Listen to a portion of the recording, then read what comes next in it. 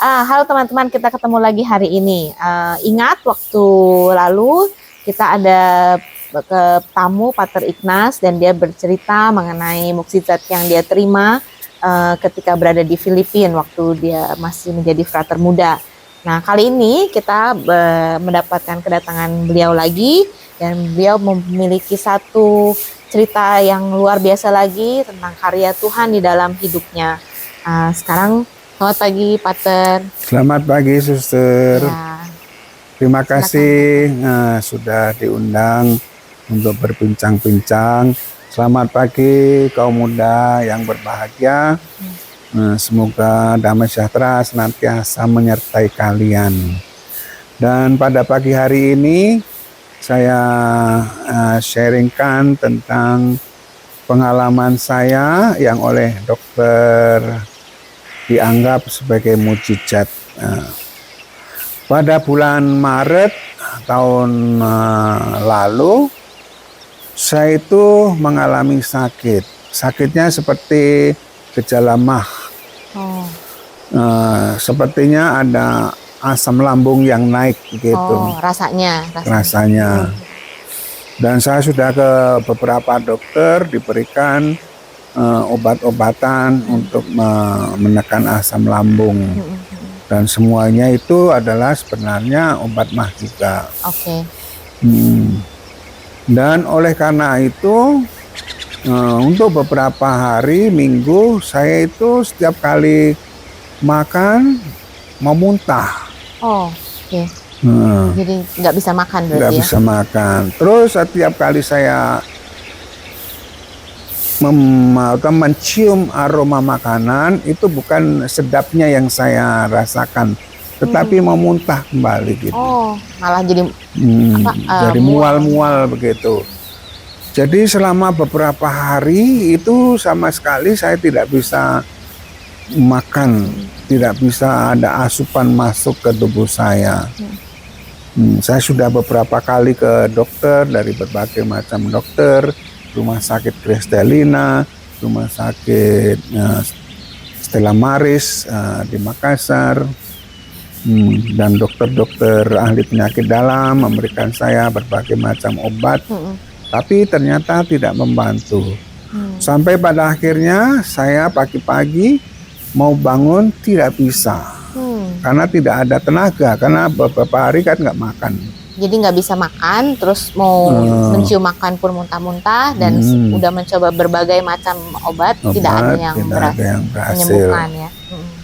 Terus tidak ada energi sama sekali untuk bangun tidur, saya tidak bisa. Lemas gitu. Lemes. Ya. Jadi saya tidak bisa turun dari tempat tidur. Saya kencing di tempat tidur. Saking lemasnya. Saking lemasnya. Dan saya sedikit tidak sadar begitu. Kayak melayang-layang gitu, tidak sadar. Kemudian saya dilarikan ke rumah sakit di Stella Maris.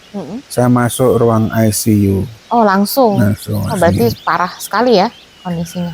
Kemudian karena saya tidak bisa makan, saya dimasukkan selang. Jadi istilahnya sonde. Jadi makanan itu bukan infus, buat masuk, makanan ya, buat langsung. makanan. Jadi saya diberikan makanan itu lewat sonde, disontekkan makanan yang sudah di blender yang halus gitu, terus pakai spoit begini, spoit yang besar itu, makanan langsung masuk. Tapi ya saya tidak merasakan enak atau apa, karena tidak melalui lidah, langsung ke perut ya. Langsung ke perut. Dan saya sudah tidak sadar juga waktu itu. Lalu Pastor Ernesto datang, dia berikan saya minyak suci, sakramen perminyakan. Setelah sekitar 10 hari di ICU, saya dipindahkan ke ruang perawatan. Berarti membaik apa? Terus ya masih disonde. Masih disonde juga. Tapi sudah sadar. Mungkin udah lewat kritisnya. Sudah lewat kritisnya ya. Terus diperiksa. Dokter mendiagnosa terjadi apa namanya kanker empedu. Oh, oke. Dan menurut dokter itu sudah stadium 4. Oh, wah. Oleh karena itu dokter rujuk saya ke Jakarta karena di Makassar belum ada ahli dokter apa namanya itu, hati, empedu, limpa dan pankreas, belum ada ahlinya. Itu perlu dokter spesialis dokter ya. Spesialis. Oke. Dan dokter di Stella Maris ada kenal dokter yang di Jakarta. Oke. Mereka pernah ketemu dalam satu kuliah, namanya Dokter Chang Suparjo. Lalu saya dikirim ke Jakarta. Dan ada orang-orang yang setia menjaga saya di rumah sakit. Oke. Dan orang-orang itu dipanggil oleh dokter. Dokter mengatakan, ini pastor kalian ini sudah stadium 4 dan sepertinya tidak ada harapan lagi. Oh, dan kondisinya udah parah saat itu ya, Pak. Kemudian ya mendengar itu mereka menangis. Dan pastor-pastor sendiri, pastor-pastor CICM juga mendapat informasi dari dokter yang sama. Jadi pastor-pastor CICM sudah menganggap saya sudah tanda kutip kritis dan sepertinya tidak ada harapan lagi. Sudah waktu akhir lah ya. Saat-saat terakhir. Dan saya dikirim ke Jakarta. Sampai Jakarta saya juga masuk ICU lagi di rumah sakit EMC di Alam Sutra. Saat itu Pater sadar nggak? Dalam kondisi sadar? Sadar, karena kan saya sudah melewati. Saya sadar. Kemudian diterima di rumah sakit EMC di Alam Sutra, masuk ICU lagi. Tapi sudah tidak pakai sonde, tidak. Tapi di situ hanya dikondisikan supaya nanti untuk penanganan kanker itu tidak bermasalah. Untuk menormalkan misalnya tekanan darah, terus darah saya, pengencernya di stop dan macam-macam. Pokoknya supaya tubuh saya itu fit untuk tindakan dokter. Jadi masih mau diusahakan untuk diangkat berarti ya kankernya. Gitu. Terus setelah beberapa hari di ICU, saya dipindahkan 10 hari juga di ICU. Saya dipindahkan ke ruang perawatan. Di situ dokter mengatakan kepada saya, sepertinya ini harus diangkat. Jadi empedunya diangkat, operasi. Dioperasi. Saya nunggu saat-saat untuk operasi. Ternyata ada keputusan dokter yang berbeda setelah berbicara dengan pastor CICM. Karena dokter melihat bahwa darah saya itu masih terlalu encer. Jadi kalau mau dioperasi, ketakutannya adalah kalau dipotong di situ nanti ada pendarahan dan itu tidak bisa memberhentikan. Jadi darahnya tidak bisa berhenti ya, karena ada pengencer darah itu kan mengencerkan darah, jadi nggak bisa menggumpal ya, nggak bisa berhenti. Artinya di situ akan ada masalah kalau diambil dioperasi.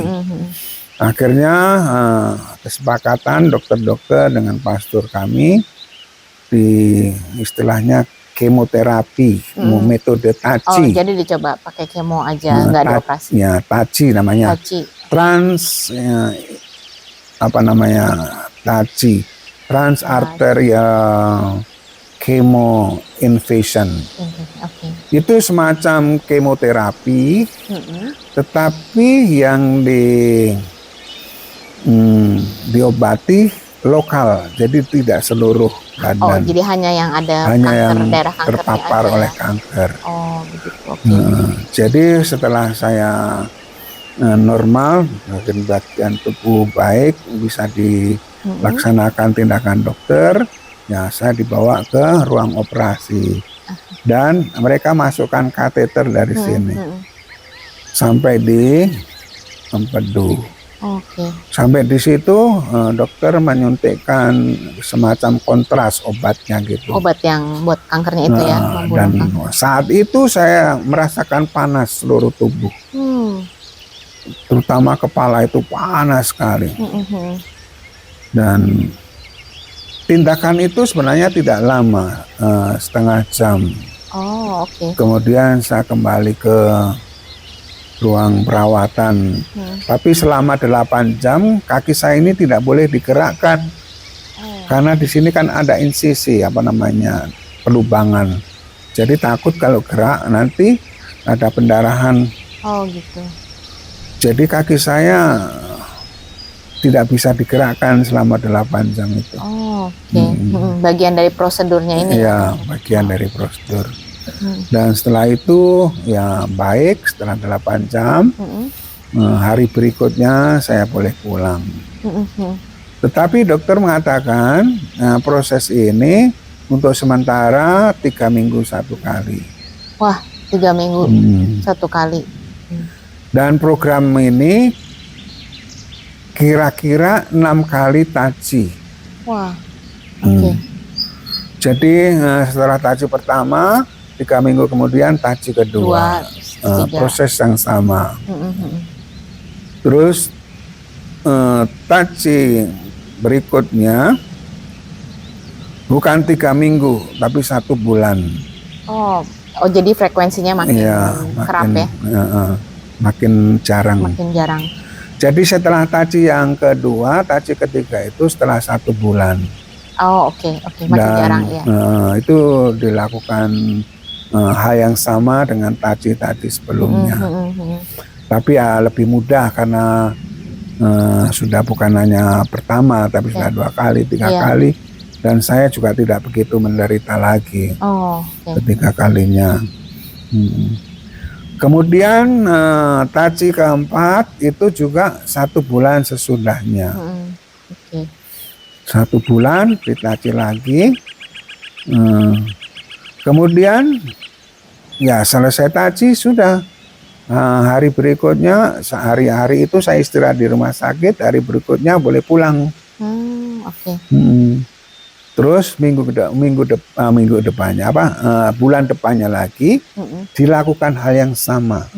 Pak, merasakan ada side effect-nya apa nggak dari taji? Tidak ada. Itu yang orang-orang selalu bilang. Kalau di kemo itu biasanya lemas, ada yang rambutnya rontok, muntah-muntah. Nggak ada saya sama sekali tidak. Makan biasa. Bahkan lebih enak makan. Setelah melalui ini kemo ini. Kemo. Dan tidak ada rasa mual, tidak ada rambut yang rontok, tidak ada. Padahal adik saya juga di kemo tapi gundul, padahal cewek gundul. Terus jadi kurus karena muntah-muntah, nggak bisa makan. Tapi syukur adik saya juga baik. Setelah taji ketiga, 1 bulan kemudian saya menjalani taji keempat. Setelah taji keempat diadakan lagi namanya evaluasi. Jadi saya harus ke lab, diambil darah, air kencing dan macam-macam. Dan di situ juga diperiksa ada namanya penanda kanker. Ada C125 atau apa, itu ada beberapa di situ. Untuk melihat apakah masih ada atau di mana. Itu setelah taji yang keempat. Dan harusnya kelima, tetapi saya ke rumah sakit, dokter lihat hasil ininya, dokter mengatakan, oh sudah bersih sekali. Tidak ada lagi akar-akarnya, juga tidak ada. Hilang semuanya. Wow. Lalu dokter mengatakan sepertinya ini tidak perlu lagi taji. Karena sudah habis. Dan dokter memberikan selamat kepada saya, sembuh. Dan dokter mengatakan ini suatu mukjizat. Kemudian di Instagramnya itu dia tulis mukjizat masih terjadi di zaman ini. Dia tulis tentang saya itu. Biasanya soalnya kalau udah taji gitu kadang-kadang harus selesai sampai semuanya ya? Ya 6 kali. Itu pun itu nanti masih ada kelanjutannya. Karena biasanya masih nggak ada yang hilang langsung begitu biasanya. Ya. Jadi setelah 6 kali taji itu masih ada kelanjutannya beberapa kali, radioterapi kah atau apa istilahnya, radiotronik atau apa Sedangkan istilahnya. Pater 4 kali sudah hilang bersih 4 semua. kali sudah bersih semua. Oh. Makanya dokter sendiri mengatakan ini suatu mujizat campur tangan Tuhan. Ya, dan Pater tidak ada efek sampingannya sama sekali ya? Tidak ada. Sampai sekarang masih? Sampai sekarang masih. Wah, luar biasa. Tapi waktu itu kan saya turun berat badan dari 125 sampai 92. Ya, dan semua pakaian saya jadi longgar. Tapi setelah dinyatakan sembuh, kembali lagi berat badan saya karena enak makan. Makannya baik lagi. Makan ya. Sampai sekarang saya masih check up. Tapi waktu itu setelah dinyatakan sembuh, dokter mengatakan nanti setiap bulan check up. Dan sekarang 3 bulan sekali. 3 bulan sekali. Itu dilihat apakah masih ada akar-akar yang tumbuh atau tidak. Wah, kalau begitu, kalau kita menyambung sama cerita Pater waktu dulu ya, itu kan Pater dikasih hidup kedua. Jadi ini hidup ketiga nih Pater. Ya. Terus menurut Pater apa nih pesan Tuhan yang ingin disampaikan melalui kejadian ini, yang mujizat ini? Kalau dalam renungan saya masih sama, Tuhan senantiasa menyertai saya dan memberikan segala sesuatu yang terbaik. Karena moto tabisan saya kan Roma 8:28. Aku bekerja dalam segala hal untuk mendatangkan kebaikan bagi orang yang aku kasihi. Jadi itu menjadi nyata dalam kehidupan saya. Bahwa Tuhan senantiasa bekerja untuk mendatangkan kebaikan bagi saya. Karena saya yakin dan saya adalah orang yang dikasih Tuhan. Saya mengatakan pada diri sendiri, saya ini anak Tuhan. Seperti dalam firman-firman yang dikatakan Yesus kepada kita dalam kitab suci. Jadi Tuhan senantiasa menyertai saya dan memberikan apa yang terbaik bagi saya. Jadi pengalaman mujizat tanda kutip dari sembuh dari sakit ini adalah Tuhan bekerja untuk mendatangkan kebaikan. Selain itu juga, kalau Tuhan belum menghendaki saya kembali kepadanya, tidak ada sesuatu pun di dunia ini yang mampu menghalanginya, termasuk sakit penyakit, semua masalah dalam kehidupan. Itu tidak akan membawa saya kembali kepadanya kalau belum Tuhan kehendaki. Jadi sakit berat pun tidak akan membawa saya untuk kembali kepadanya kalau itu bukan kehendak Tuhan. Belum waktunya. Belum waktunya ya. Jadi sakit penyakit itu bagi kita kadang-kadang menjadi semacam ujian. Tapi bukan Allah yang menguji ya.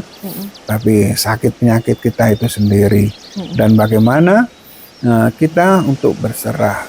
Jadi untuk saya itu sikap hati bagi orang yang menderita, terutama menderita berat, sakit berat, itu adalah berserah.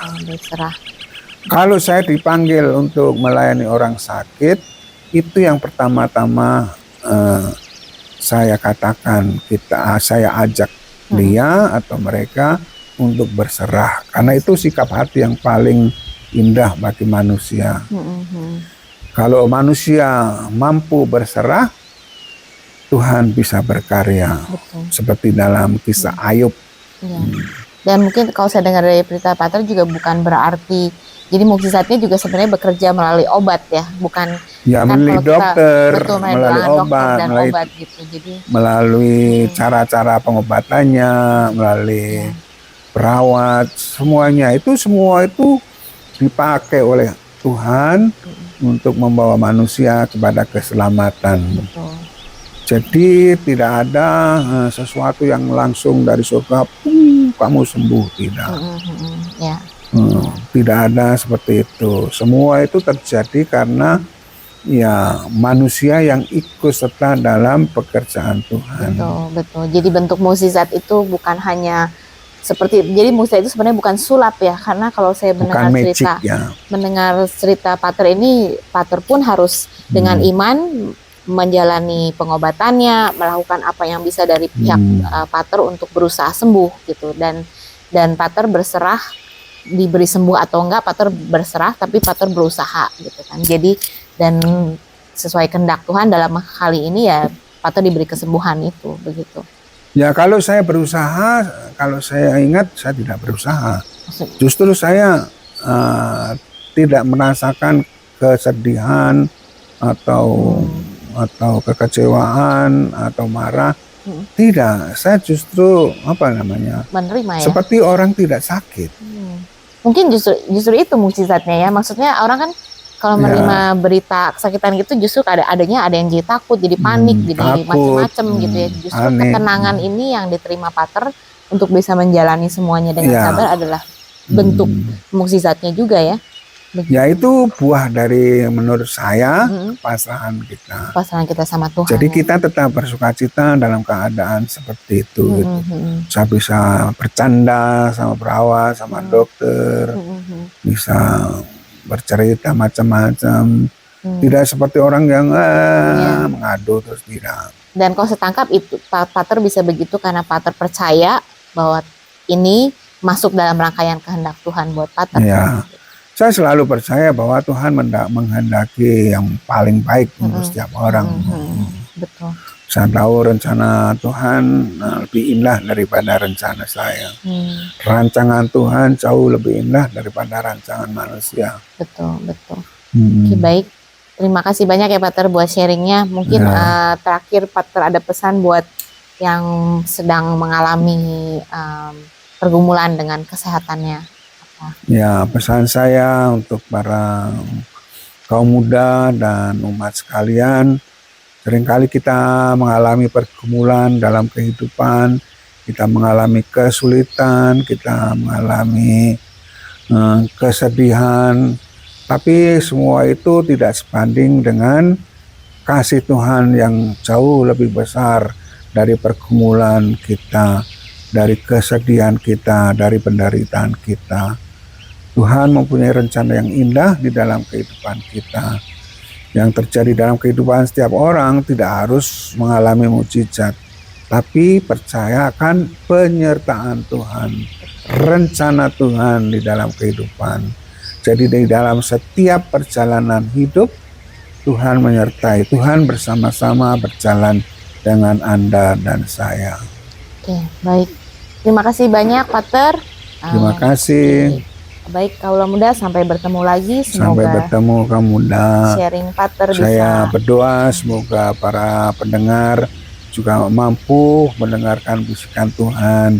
Siapa tahu mau menjadi biarawan, biarawati, mau menjadi suster FMM, atau yang laki pastor CICM. Amin.